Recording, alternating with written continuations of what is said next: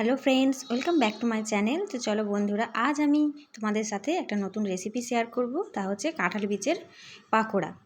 তো বন্ধুরা, কাঁঠাল বীজের পাকোড়া বানানোর জন্য আমি এখানে দেখো প্রথমেই কাঁঠালের বীজগুলো ধুয়ে ভালো করে খোসা ছাড়িয়ে পেস্ট করে নিয়েছি মিক্সির মধ্যে।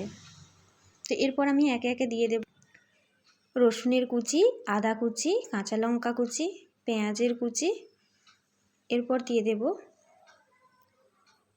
লবণ, স্বাদ মতো লবণ, হলুদের গুঁড়ো, কাশ্মীরি লঙ্কার গুঁড়ো, দিয়ে দেব গরম মশলার গুঁড়ো।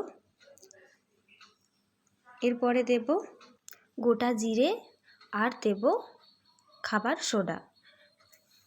তো আর দেব আমি পরিমাণ মতো বেসন।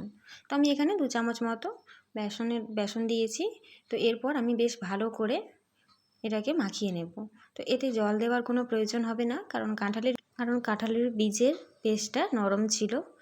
তো এরপর সুন্দর করে মাখিয়ে নিয়েছি। তো এরপর আমি ওভেনের মধ্যে একটা কড়াই বসিয়ে দিয়েছি, দিয়ে দেব সাদা তেল। তো বেশ ভালো করে তেলটা গরম করে নেব।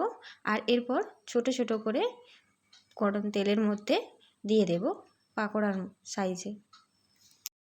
তো এইভাবে বন্ধুরা বেশ অনেকগুলোই আমি কড়াইয়ের মধ্যে দিয়ে দিলাম। এরপর একটু 1 মিনিট মতো রেখে এরপর এগুলোকে আমি খুন্তির মধ্যে করে উল্টে নেব। তো বন্ধুরা, তোমরাও চাইলে এইভাবেই বাড়িতে কাঁঠাল বীজের বড়া বানিয়ে ফেলতে পারো। তো কাঁঠাল বীজ আমরা সবাই প্রায় ফেলেই দিই। তো এইভাবে খেয়ে তোমরাও দেখতে পারো এইভাবে রান্না করে। তো খুবই সুন্দর লাগে খেতে।